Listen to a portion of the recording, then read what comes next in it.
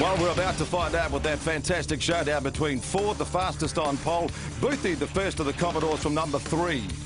Kane Scott starts out of position 5. Mark Peterson, a great start to his championship out of 6. Disappointment for the Aussie Luke Youlden dropping out of the top 10, and also for Dean Perkins down the field after copping that pit lane penalty. Andrew Porter starts out of group position 13, his debut in this championship, and Michael Wallace, a fantastic position in 14. Christchurch racer Adam Brook back in the championship full-time, and Conal McLaren also making the step up from Porsches to V8s. John Penny starts out of group position 21, and Andrew Fawcett 24th. Disappointment for Hayden McKenzie, dropped a diff in qualifying, starts back in 26th place. Eddie Bell, the mini champion, also stepping up to the V8s. We'll take a break. Back with race 1 next up for Fujitsu 200.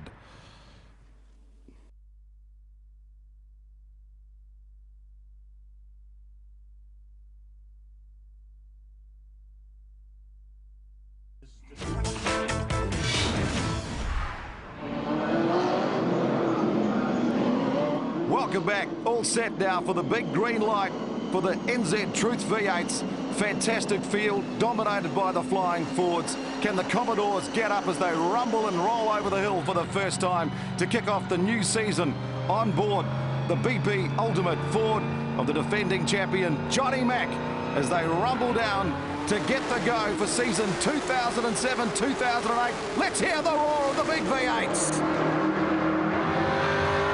Clean start there for Johnny Mack as they head through Genian.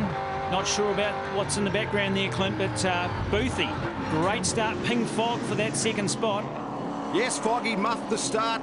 Great start by the firepower Tasman Commodore of Andrew Booth, slipping straight in behind the lead as they head down the back straight for the first time in the NZ Truth V8s. This is on board the Team Strawberry car of Andrew Fawcett, having a go on the 94 Haviland car of Conal McLaren.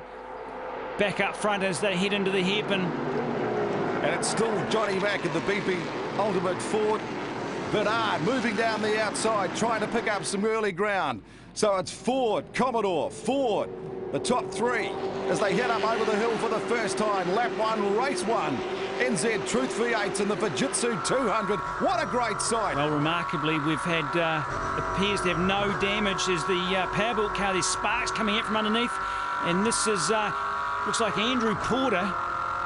Yes, it is on the outside there on the left in the Hydrolink Hyundai car. Great shots on board with Dean Perkins. Oh, he gets the big biffo from Youlden. And he's gone. Big off for Porter. And he keeps it together. Fantastic car control. All good luck. And that's Proctor goes up the inside of him. Things obviously a bit slippery out there. Yes, out of trucks and into the V8s. He reckons they're tiny but technical. Down the back straight.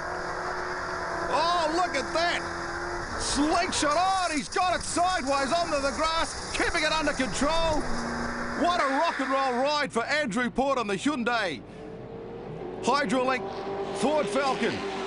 Up and over the hill for the second time. Well, that's more of a welcome to V8s as Booth sticks his nose up the inside of McIntyre, up over Ford Mountain. The Movember Tasman car there, Boothie trying to grow a set of handlebars this weekend and this month. He reckons the Commodore has the advantage around this sweeper. Boothie is fantastic around that corner, and that Holden always slides as he starts hampering the back of the BP Ultimate Ford of McIntyre. As pit lane heats up, Porter follows in the Team Strawberry car of Fawcett, and a lot of damage to the 111 Hyundai Falcon. And isn't it funny that he gives us our first Hydrolink best under pressure moment, and he's in the Hyundai Hydrolink Falcon, sideways onto the grass, from the trucks into the V8, gets it back under control, almost clips one of the other cars, gets a little wee sideways nudge here from Proctor.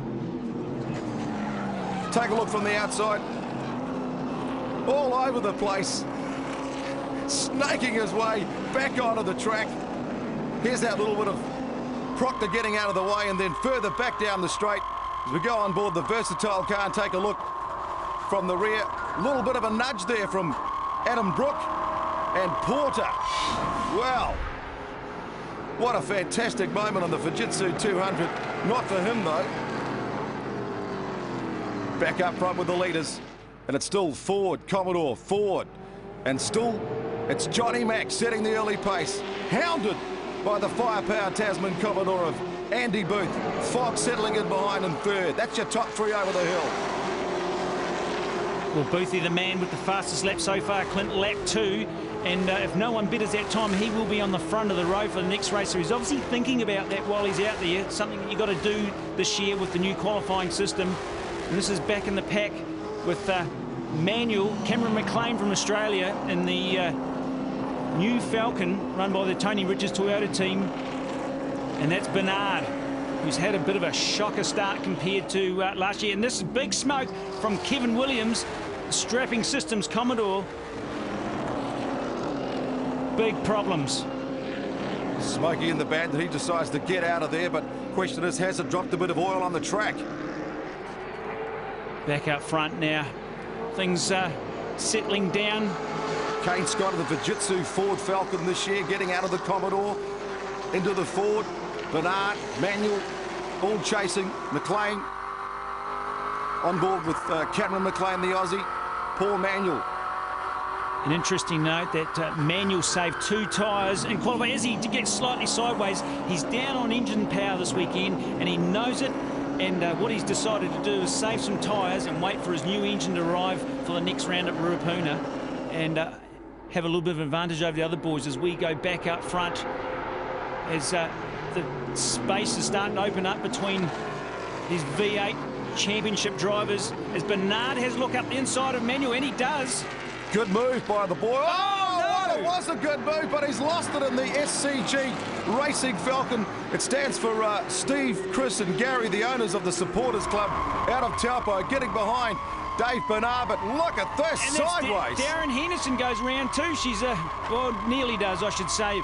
But that move actually took out Cameron McLean as well, so Bernard might be taking a trip down the pit lane in the future.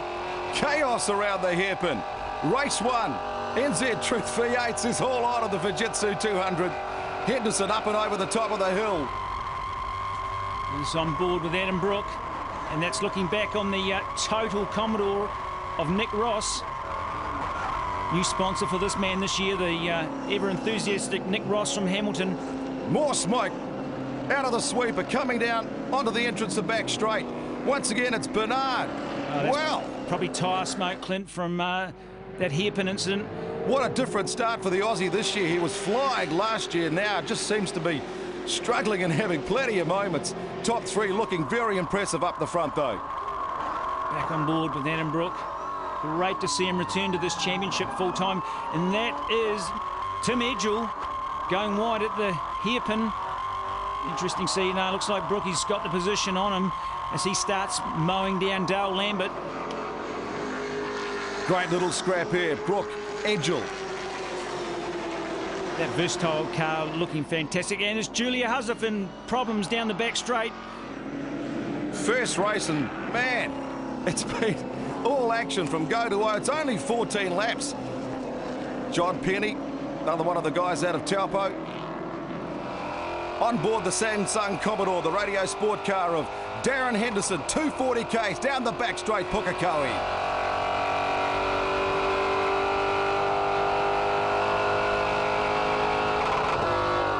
Great pitches out of Henderson's car, hit the rev limiter there. Oh, more action here. Who's that locking up? Looks like John Penny. John Penny just made some contact, looked like with Brook. And Brook slowing. So problems for the versatile car of Adam Brook out of Christchurch. Oh, it's heartbreak for him. He was having a good race. He qualified pretty well. And for a man, you know, that did part-time, there it is there, the stranded versatile Falcon. Oh, more action here at the hairpin, and that's Eddie Bell on Cameron McLean. This is for about 24th position, so Lord knows what's going on there. Out of the minis and straight into an Aussie in the V8s. Eddie Bell making the big step up. In an old car with a whole lot of old gear, and he's going to join Adam Brook on the side of the track. Not a good start for the Cantabrian. Bernard once again down towards the hairpin in the SCG Racing Supporters Club Falcon. Oh, how about that? Wind the clock back 12 months, Clint, and he was out in front, and now look at this. He could almost be lapped by the new leaders this year. Johnny Mack, what a sensational start. Really had the car dialed in right from the go. Mark Pedersen, the 3-time champion, looking back at the Fujitsu Falcon of Kane Scott. hasn't quite been on the pace. As you can see, as they charge up over the hill. big Scotty, bumps, this thing stopped. bleed me up. Pedersen's car just come to an abrupt halt over the top of the Ford Mountain. As Scott takes position, that'll move him up to 5th, and Pedersen stops at the end of the pit lane. So real drama there for Mark Pedersen of the United Video Ford Falcon. But no drama for this man, the BP Ultimate Ford. He's made the ultimate start. He reckons the best way to defend his title is to go out and win it. And check this out. Johnny McIntyre and the team, they've done a fantastic job so far. Richard Field, the crew chief, and son Craig, the main engineer, coming up and over the top of the hill. The mighty Magpies have been sensational in the rugby this year. And it's going to be another squawking Magpie that gets the first win. Race 1. NZ V8s, and it's Johnny Mac, the defending champ, takes the win in the BP Ultimate Ford. Second across the line, Andy Booth, and it's Foggy coming home third as McIntyre gets the thumbs up for race 1. Well, what a way to start the championship for McIntyre. Paul Radisich down there in 4th, a good start for him. Kane Scott should be just slightly disappointed about that one, and Dean Perkins wraps out the top 8. Not a bad result for him after dropping down for the pit lane penalty. Proctor in 9th, and a good performance too by Michael Wallace out of Dunedin, coming home in 11th place. But the honours certainly go to Johnny Mac.